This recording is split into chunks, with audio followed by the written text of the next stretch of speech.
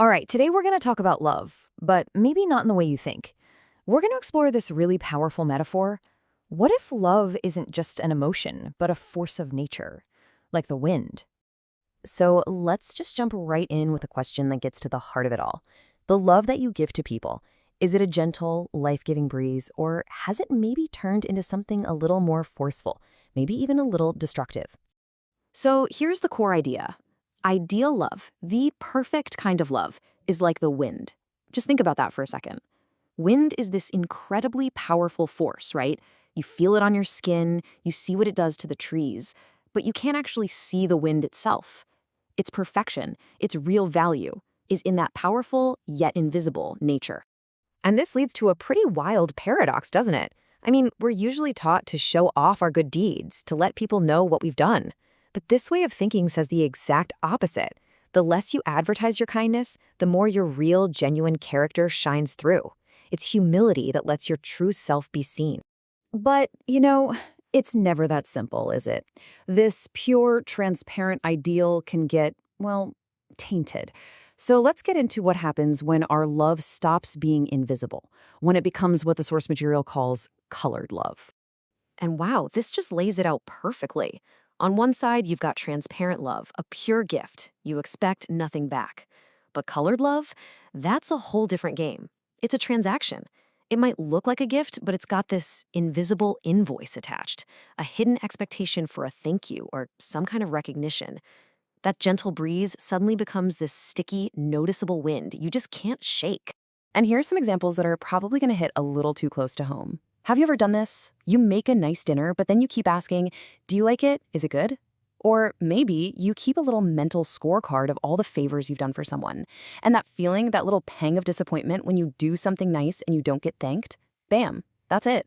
That's the moment the wind gets its color. The moment the gift stops being about them and starts being about you. Okay, so here's the thing. This isn't just some small character flaw. When that need for recognition, when your ego gets stronger, this colored love can go from just being a little noticeable to being genuinely harmful. It can literally turn into a storm. And this escalation is so important to understand. It all starts with that colored wind we were just talking about.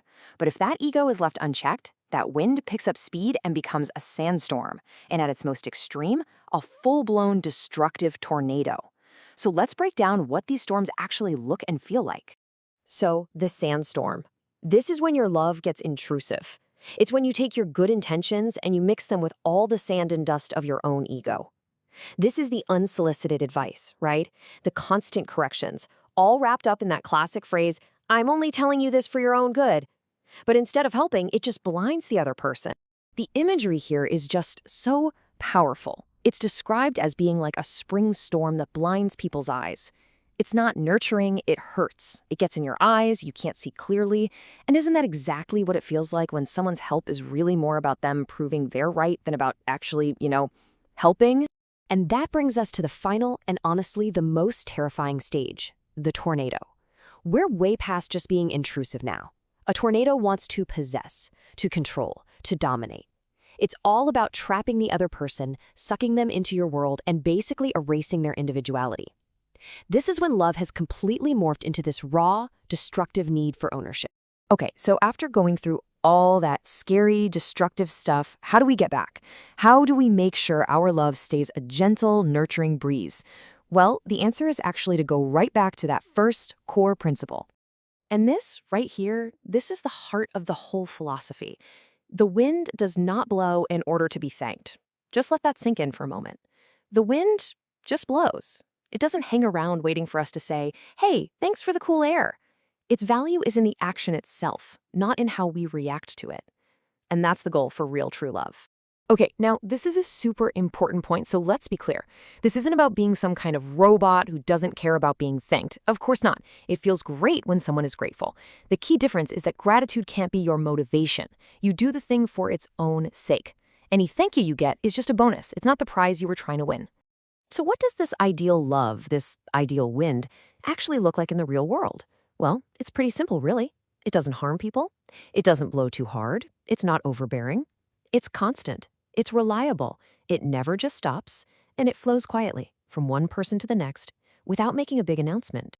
But wait, it doesn't stop there. The philosophy behind this actually pushes the whole idea to its most radical, most challenging conclusion.